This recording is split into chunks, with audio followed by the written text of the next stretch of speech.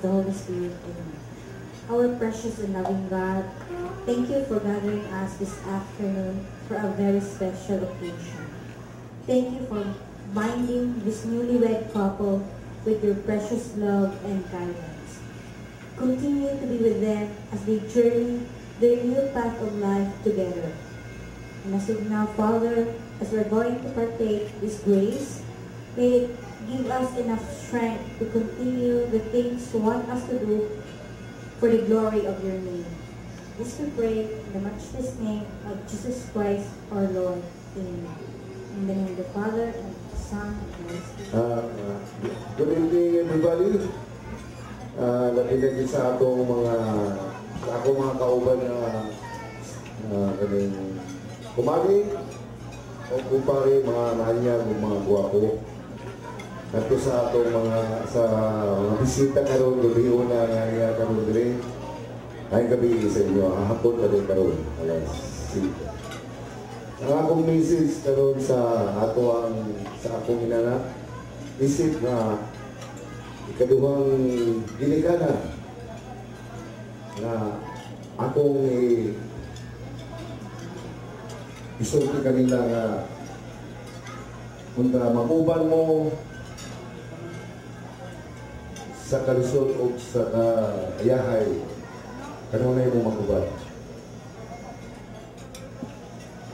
Atong sunod ang atong ang inyong mga ginikanan kung giyon sa mong pagpadako.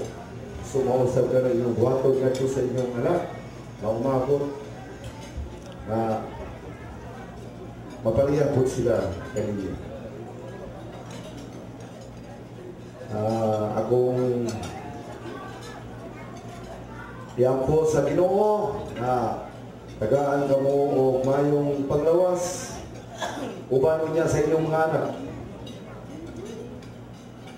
na maguban ka mo hangtod sa kantunan. Kanang salamat o may hapon kayo. Ito sa itong mga kaubanan, specialist nga ninong sa mga ninang. Mga dumudoong mga parinti, mga lolo, mga lula na nakakaroon din ng katigong. Dito sa aning kalasaon na pagkitapos kinabuhin ni Ronald na si Rilmi na sila itawag sa matimonya sa kasal. May hapon ka na kung tanan. May hapon, oy! Okay. Ang tatingong po diha. Okay, sorry kayo niya kay ipaka-express sa itong buwan kay dapat sa buwan on the process of entering the school. Ayan, okay lang, sir. Ronald, ang si Delmi na inyong gidawat ang hagit sa panahon nga din kamo makikambit sa among giatubang usab na mga krisis kinabuhi kalipay o mga problema na abot kung sa inyong nakita na nisunod mo mong kanamo na diin labi na sa kanong panahon na nabaw pa din sa mga pagkitapon sa Maguindanao. At kumidyan na pero sa ngalang gindawat ka mo sa maong kobinan na karong apuna na usa ka newly with couples, isa ka isig, usa ka Kristiyano na sa kanunay kung pagpanalanginan sa inyong paningkamot uban diha sa inyong mga ginikanan kami mga principal sponsors na ninong-ninang mga kuha, mga kapalitihan na makatamtaman ninyo ang bunga sa inyong paningkamot uban sa mga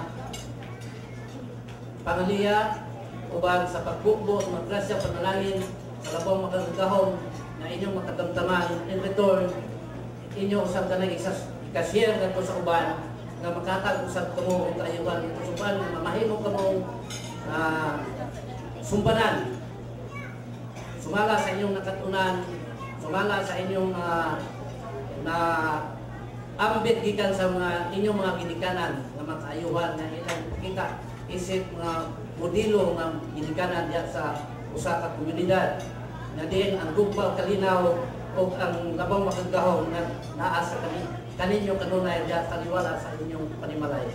So siguro anak na ako itapambit ngadto sa atong mga bagong kasal nga sa kanunay diha ilang isentro ang Ginoo kay wala ay natong kadangpan kundi ang labang makagahong nga maoy magbuot sa atong ugma o karon nga pagpakinabuhi niya din kalibutan.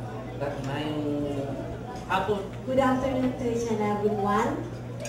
First and foremost, I would like to congratulate the parents of Ronald and Cheryl May, to Mr. and Mrs. Thomas Iroy and Mr. and Mrs. Norito Tagalog for blessing their son and daughter to get into a married life. And I would like also to extend my best wishes to Cheryl May and Ronald, for today is a very significant day of their life and a very memorable one because this time, today, they cannot forget this day because this is their second anniversary at the same time, their wedding day. To Cheryl May, this is Cheryl May, very sweet with siya kaayo, no? Every time you wanted to see her, she will always meet you with a very sweet smile. And Ronald also is a very serious man, no? Seryoso kayo na siya. When you are going to call him, very attentive, then very workaholic person. So, murag match na silang duha, a couple. So, in behalf of the principal sponsor, I would like to extend my best wishes to the newlywed couple, and I earnestly hope that they will set as model to their children, hopefully in the future. Then, my piece of advice is put God at the center of your marriage and be transparent to each and everyone with an open communication and love.